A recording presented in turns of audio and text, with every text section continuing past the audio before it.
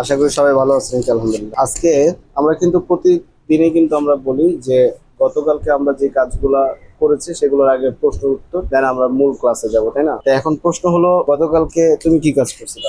আমি গতকালকে AC servicing করছি। কি এসি? একটা ছিল স্পিড এসি আর একটা cassette type? Cassette type. First AC গুলো সার্ভিসিং করছি। টোটাল কয়টা এসি সার্ভিসিং করছি? টোটাল 3টা। ঠিক আছে। গতকালকের কাজে কোনো প্রশ্ন আছে কি? জি না। প্রশ্ন নাই না? দেখছো তো কাজ কিভাবে করো? তুমি গতকালকে কি কাজ করছিলে? গতকালে শুধু একটা এসি ফিটিং করে দেওয়া হয়েছে। ফিটিং করে দেওয়া শুধু হয়েছে। ফিটিং। আচ্ছা, এখানে ফিটিং সব করতে কাজ গিয়ে করা হয়েছে। কোনো প্রশ্ন, ফিটিং করতে গিয়ে কোনো প্রশ্ন আছে কি?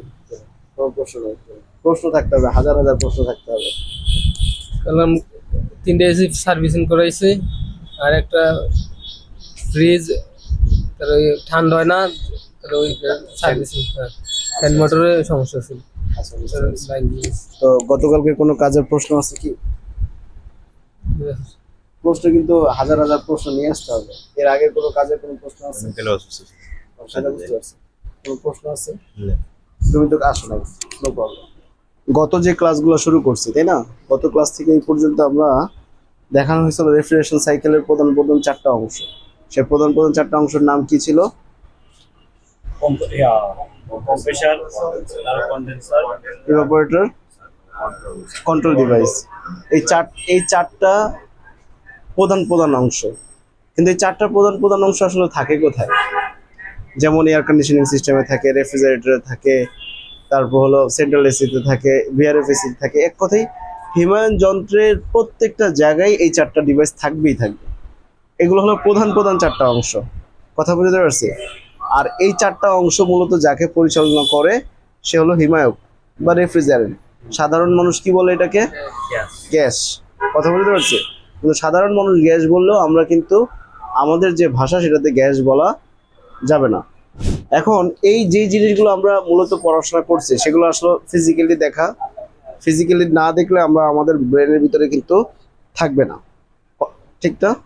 তা আমরা যদি যে জিনিসটা দেখবো, যেটা আমরা আসলে পড়াশোনা করছি, সেটা যদি আমরা নিজের হাতে করি, আবার সেই কাজটা যদি আমরা দেখি এবং নিজের হাতে করি, তাহলে আমরা কখনোই ইনশাল্লাহ ভুলবো না।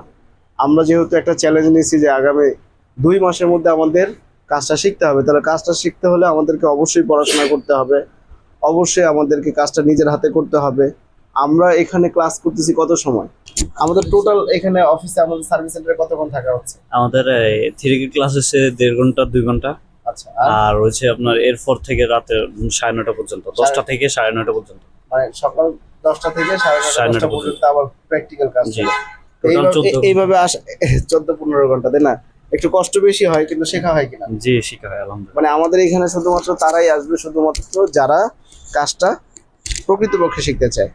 তো আমরা এই জিনিসটাকে মিলাই, হ্যাঁ। আমরা বোর্ডের মধ্যে চিত্রের মধ্যে এঁকেছি এরকম যে কম্প্রেসারটার নিচে ডান পাশে কন্ডেন্সার, উপরে কন্ট্রোল ডিভাইস, বাম পাশে ইভাপোরেটর, এইভাবে আঁকছি। এটা বোঝানোর ক্ষেত্রে বলা হয়েছে, তাই না?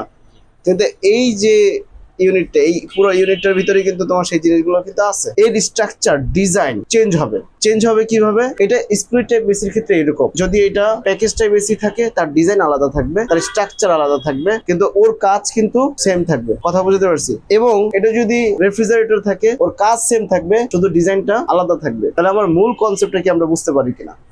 আমরা যদি মূল কাজটা বুঝে যাই, তাহলে আমাদের জন্য কোনো বড় এসিও আমাদের কাছে কোনো ঘটনা না, ছোট ফ্রিজও আমাদের কাছে কোনো ঘটনা না। মূল কনসেপ্টটাকে আমাদের ক্লিয়ার করতে হবে, একেবারে সোজা সাপটা কথা।